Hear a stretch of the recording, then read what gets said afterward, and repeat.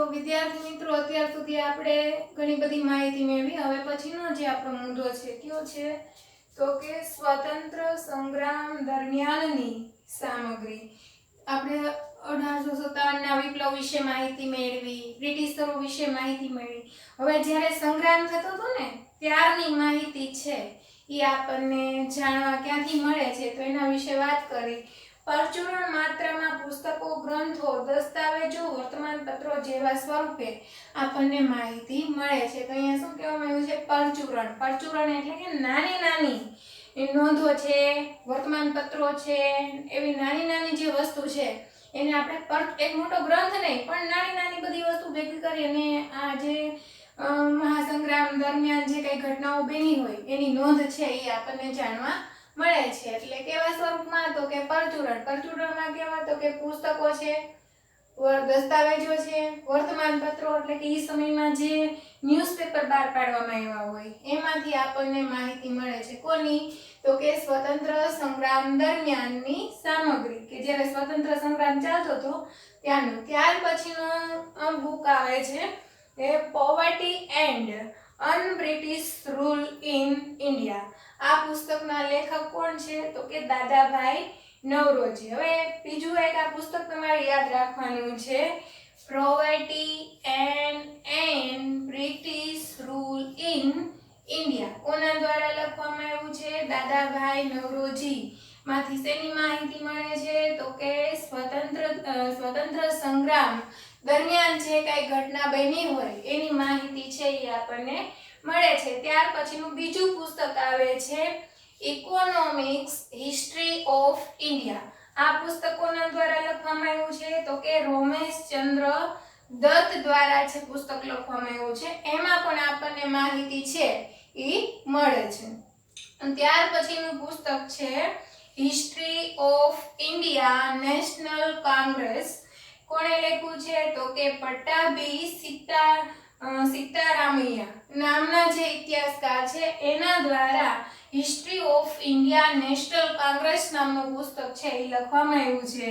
ત્યાર પછીનું freedom movement of India કોના દ્વારા લખવામાં આવ્યું છે? તો કે ડોક્ટર તારાચંદ દ્વારા લખવામાં આવેલું છે. આધુનિક ઇતિહાસના સ્વતંત્ર સંગ્રામ દરમિયાન લગભગ 1950 પછી ના બધા જ જે ઇતિહાસકારો છે એ આધુનિક ઇતિહાસને ધ્યાનમાં રાખી અને ઘણા બધા પુસ્તકો છે એ આપણી સમક્ષ મૂક્યા છે અને વિભિન્ન દ્રષ્ટિકોણથી લખવામાં છે એ આવેલા છે. એટલે આ બધા પુસ્તકો તમારે છે યાદ રાખવાના છે, ખાસ કરીને પુસ્તકનું નામ અને એના લેખક. અહીંયા આપણે 4 જેટલા પુસ્તકો જોઈ ગયા. દાદા નવરોજીનું, રોમેશચંદ્ર દત્તનું, પટ્ટાભી સીતારામૈયાનું અને તારાચંદનું. બરાબર? કેવી રીતે યાદ રાખવાનું છે? તો કે પોવર્ટી એન્ડ બ્રિટિશ રૂલ કોનું છે? દાદાભાઈ નવરોજીનું. ઇકોનોમિક્સ હિસ્ટ્રી ઓફ ઇન્ડિયા કોનું છે? તો કે રમેશચંદ્ર દત્તનું. History of India National Congress કોનું છે? તો કે પટ્ટાભી સીતારામૈયાનું. અને ફ્રીડમ મૂવમેન્ટ ઓફ ઇન્ડિયા કોનું છે? તો ડોક્ટર તારાનું. આવી રીતે યાદ રાખવાનું છે. ત્યાર પછી આપણે જોઈએ કે આવા ગ્રંથમાં ભારતના જે વિદ્યાભવન ગ્રંથ શ્રેણી છે એને ભારતના ઇતિહાસ વિશે લગભગ 12 જેટલા ગ્રંથ શ્રેણી છે એ બહાર પાડવામાં આવી છે. તો આ પણ આપણે યાદ રાખવાનું છે કે ભારતીય વિદ્યાભવન ગ્રંથ શ્રેણી દ્વારા ભારતના ઇતિહાસના 12 ભાગ છે એ બહાર પાડવામાં આવ્યા છે. અને કોના દ્વારા બહાર પાડવામાં આવ્યા છે? તો આરસી મજુમદાર દ્વારા એના વડપણ હેઠળ એટલે કે એના માર્ગદર્શન હેઠળ છે આ ગ્રંથો છે એ બહાર પાડવામાં આવ્યા છે. ત્યાર પછીનું પુસ્તક છે 7 લાઇવ્સ. કોના દ્વારા લખવામાં આવ્યું છે? તો કે નરેન્દ્રનાથ ગુપ્તા દ્વારા 7 લાઇવ્સ નામનું પુસ્તક છે એ લખવામાં આવેલું છે. એમાં પણ આપણને ઇતિહાસ છે જાણવા મળે છે. ત્યાર પછી સુમિત મહાન, બિપિન ચંદ્ર, રજની, પંડિત સુંદરલાલ અને આમલેટ જેવા બધા જે ઇતિહાસકારો છે એના દ્વારા પણ આપણને માહિતી છે એ મળે છે. રાજારામ મોહન રાય થી ગાંધીજી સુધીના જે બધા જ નેતાઓ છે એના વિશે પણ ઇતિહાસ છે એ લખાણો છે અને એમાંથી પણ આપણને શું જાણવા મળે છે તો કે સ્વતંત્ર સંગ્રામ દરમિયાનના જે કઈ ઘટના બની હોય એના વિશે માહિતી છે એ મળે છે. ગાંધીજી વિશે સૌથી વધારે લખાયું છે, તમે બધા જાણો છો, મહાત્મા ગાંધી એટલે ભારતના રાષ્ટ્રપિતા, જેને અંગ્રેજોને ભગાડવા માટે કેટલા બધા આંદોલનો કર્યા હતા આપણે બધા જાણીએ જ છીએ. અને એના યુગને ગાંધીના નામ સાથે જોડીને ગાંધી યુગ તરીકે આપણે ઓળખવા મળ્યા છીએ. એવા મહાન નેતા એટલે આપણા ગાંધીજી. તો સ્વાભાવિક છે કે ભાઈ એના વિશે તો લખાવવું જોઈએ અને એટલું બધું લખાયેલું જ છે કે જેમાંથી આપણને ભારતના ઇતિહાસની માહિતી છે એ મળે છે. હવે ગાંધીજી વિશે શું લખાયેલું તો કે ગાંધીજીના પત્ર વ્યવહારો અને એના વિચારોનો ગ્રંથ. ગાંધીજીએ એ સમય દરમિયાન જેટલા પત્ર વ્યવહારો એટલે કે ટપાલો લખ્યું હોય ને લગભગ 100 જેટલા પત્ર વ્યવહારો ભેગા કરી અને એક ગ્રંથ તૈયાર કરવામાં આવ્યો છે. અને એ ગ્રંથને કયા નામથી ઓળખવામાં આવે છે તો એ ગ્રંથને નવજીવન પ્રકાશ તરીકે ઓળખવામાં આવે છે. ગાંધીજીના પત્રો જે 100 જેટલા પત્રો છે એનો એક ગ્રંથ બનાવવામાં આવ્યો છે અને એ ગ્રંથને નવજીવન પ્રકાશ એવું નામ આપવામાં આવ્યું છે. અને આ નવજીવન પ્રકાશ એટલે ગાંધીજીના જે અક્ષરદેહ નામના પ્રકાશન કર્યું છે. આમાંથી એને એક ન્યૂ પુસ્તક બહાર પાડ્યું જેને આપણે ગાંધીજીનો અક્ષરદેહ નામે ઓળખીએ છીએ. ક્યારેક તમે પુસ્તકનું નામ સાંભળો કે ગાંધીજીનો અક્ષરદેહ તો આપણને એવો વિચાર આવે ભાઈ ગાંધીજીનો અક્ષરદેહ એટલે એમાં શું લખવામાં આવ્યું હશે તો ગાંધીજીના હાથે જે લખાણા હોય ને પત્રો એ 100 જેટલા પત્રો ભેગા કરી અને એક પુસ્તક તૈયાર કરવામાં આવ્યું છે જેને આપણે ગાંધીજીનો અક્ષરદેહ તરીકે ઓળખવામાં આવે. ગાંધીજીના સ્વહસ્તે લખેલા હોય તે. ત્યાર પછી આપણે જો તમારે 1 માર્ક્સના પ્રશ્નમાં યાદ રાખવાનું છે કે ભાઈ નવજીવન એ શું છે તો કે 100 પત્રોનું એક પુસ્તક છે જેને આપણે કયા નામથી ઓળખીએ છીએ તો ગાંધીજીના અક્ષરદેહના નામે છે એ ઓળખીએ છીએ. ગાંધીજીની આત્મકથા. હવે પ્રશ્ન એ પણ પૂછાય કે ભાઈ ગાંધીજીની આત્મકથા કઈ છે તો અહીંયા આપણે લખ્યું છે સત્યના પ્રયોગો. ગાંધીજીની આત્મકથા છે. ગાંધીજીએ પોતાના વિશે જે માહિતી લખી હોય એની આત્મકથા છે એ કહેવામાં આવે છે. મહાદેવભાઈ દેસાઈ ગાંધીજીના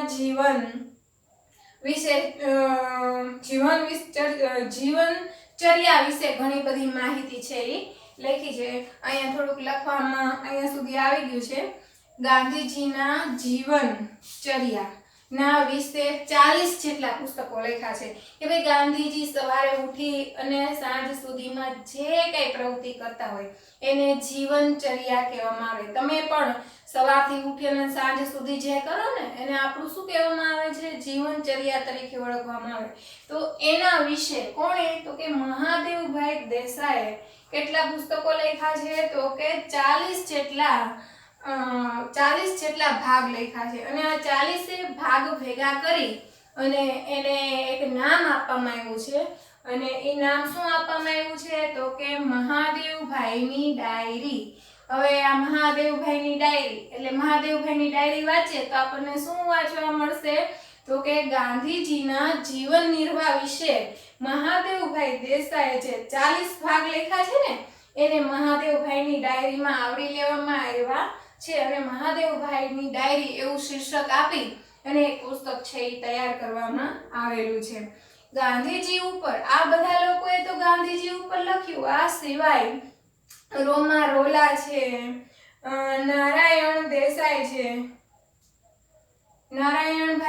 દેસાઈ છે, મનુ ગાંધી છે, જવાહરલાલ નહેરુ છે, સરદાર વલ્લભભાઈ પટેલ, ડોક્ટર આંબેડકર જેવા પણ ગાંધીજી વિશે ઘણી બધી માહિતી છે એ લખેલી છે. લેપિયન્સ અને કોલિયરે અડધી રાત્રે આઝાદી. હવે આ જે બે ઇતિહાસકારો છે એક છે લેપિન્સ અને બીજો છે કોલિયર. એને કયું પુસ્તક લખ્યું છે તો કે અડધી રાત્રે આઝાદી. અડધી રાત્રે આઝાદી નામનું જે પુસ્તક લખ્યું છે એમાંથી પણ આપણને શું મળે છે તો કે સ્વતંત્ર સંગ્રામ દરમિયાનની સામગ્રી છે એ પ્રાપ્ત થાય છે. ત્યાર પછીનું પુસ્તક છે ઇન્ડિયા આફ્ટર ગાંધી. કોના દ્વારા લખવામાં આવ્યું છે તો કે રામચંદ્ર ગૃહા દ્વારા છે એ લખવામાં આવ્યું છે. આ બધા જ પુસ્તકોના નામ તમારી ટેક્સ્ટ બુકમાં છે. તમે બધા અંડરલાઈન કરતા જાજો જેથી કરીને તમને બુક અને એના લેખક વિશે માહિતી છે એ યાદ રહે. આપણે આખા પાઠમાં લેખક અને બુક મોટા ભાગે યાદ રાખવાના છે કારણ કે ઇતિહાસ ક્યાંથી મળે છે તો આ બધા ગ્રંથોને યાદ રાખશું, એના લેખકોને યાદ રાખશું તો જ આપણે વ્યવસ્થિત છે એ પ્રશ્નનો જવાબ આપી શકશું અને ઇતિહાસ છે એ વ્યવસ્થિત સમજી શકશું. હવે અહીંયા આપણને કીધું છે કે સ્વતંત્રતા કે બાદ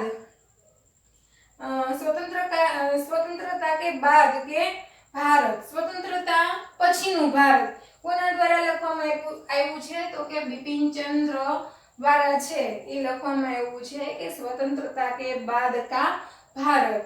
ત્યાર પછી બીજો એક મુદ્દો આપણો શરૂ થાય છે કે પ્રાદેશિક ઐતિહાસિક સામગ્રી. હવે પ્રાદેશિક એટલે કે એક દેશના જે જુદા જુદા ભાગ હોય ને એને પ્રદેશ કહેવાય અને જે છૂટી છવાયા પ્રદેશની માહિતી હોય એને અહીંયા પ્રાદેશિક ઐતિહાસિક માહિતી એમ કહેવામાં આવ્યું છે.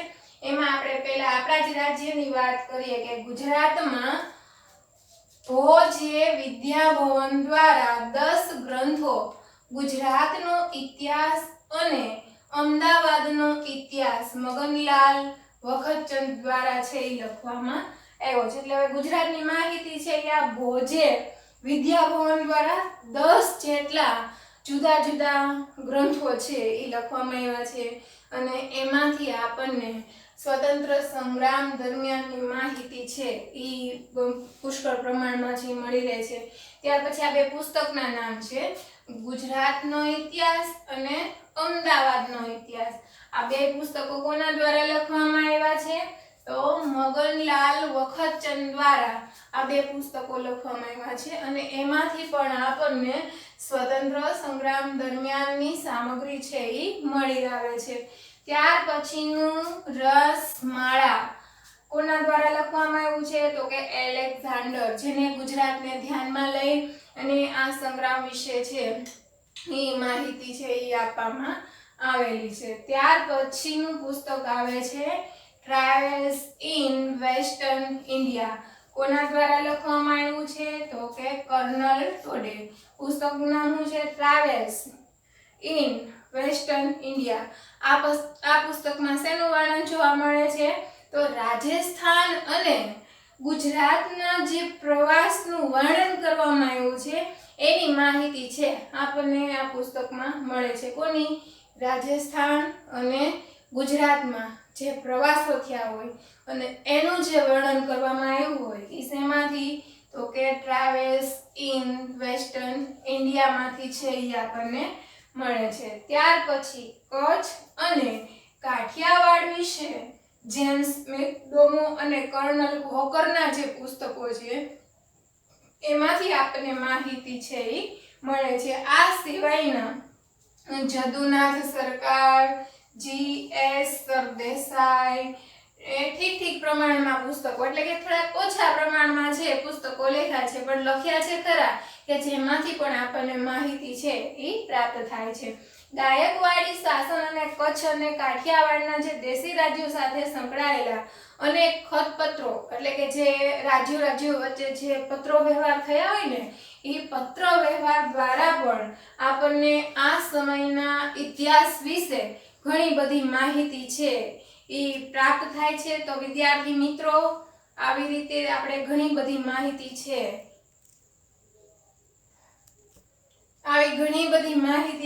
એ આપણને આ ઇતિહાસમાં મળે છે. તો તમારે ખાસ તો શું યાદ રાખવાનું છે આટલી બધી માહિતી લીધી એમાંથી આપણે ખાસ તો આ પુસ્તકો જ યાદ રાખવાના છે કે ભાઈ આ પુસ્તક એના લેખક કોણ છે અને આપણને એમાંથી શેની માહિતી મળે છે.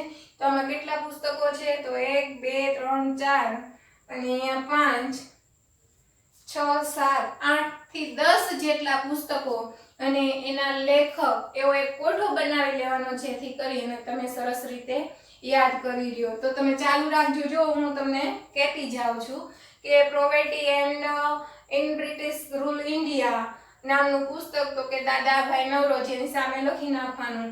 Economics history of India Rameshchandra Dutt, એવી રીતે યાદ રાખી લેવાનું. તો આવી રીતે આ જે બધા પુસ્તકો છે, આ મહાદેવભાઈની ડાયરી એટલે શું, ગાંધીજીનો અક્ષરદેહ એટલે શું, જેવું બધી માહિતી તમે છે એ યાદ રાખી શકો.